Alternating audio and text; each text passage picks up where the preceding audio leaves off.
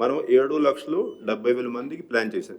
మామూలుగా అయితే ఎప్పుడు ప్లాన్ చేసినా ఒక 90% పర్ఫార్మెన్స్ ఉంటుంది. ఈసారి మనం 7,70,000 మందికి ప్లాన్ చేసినా 7,80,000 పైన మనం దర్శనం చేయించగలిగాం.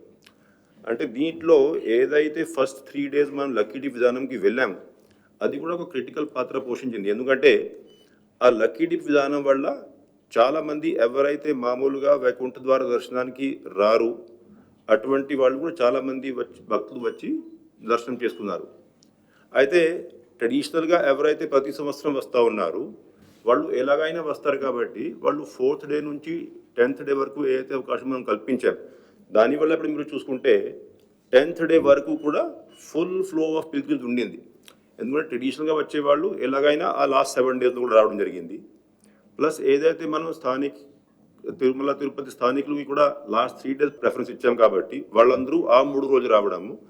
సో అట్లాగా మనం చూసుకున్నట్లయితే ఆ టెంపుల్ కెపాసిటీ అంటే ఒకటి అంటే ఉన్నటువంటి ప్రతి క్షణం మనం యూటిలైజ్ చేసుకోవడము 10 రోజులు కూడా ఫుల్ కెపాసిటీకి సరిపోయేటట్లు భక్తులు వస్తూ ఉన్నారు కాబట్టి పీక్ కెపాసిటీకి 4,200 4,100 మధ్యలో కన్సిస్టెంట్గా పర్ఫార్మెన్స్ ఉంటుంది, ఆ కెపాసిటీ ఉంటుంది. అది దానికి సరిపోయేటట్లు భక్తులు ఎప్పుడు కూడా క్యూ లైన్లో ఉన్నారు కాబట్టి ఎక్కువ మందికి మనము స్మూత్గా ఎక్కడెక్కడ తప్పుదాటలు ఇవన్నీ జరగకుండా స్వామివారిని దర్శించుకునే అవకాశం కల్పించగలిగాం. తిరుమల కాకుండా ఫస్ట్ డే మీరు చూసుకున్నట్లయితే మా టీటీడీ పరిధిలో ఉన్నటువంటి అన్ని దేవాలయాలు మనం కలుపుకుంటే లాస్ట్ ఇయర్ దాదాపు 7,80,000 దర్శనాలు అయితే ఈసారి 12 లక్షల పైన దర్శనాలు జరిగాయి మొట్టమొదటి రోజు అన్ని దేవాలయాలు కలుపుకొని.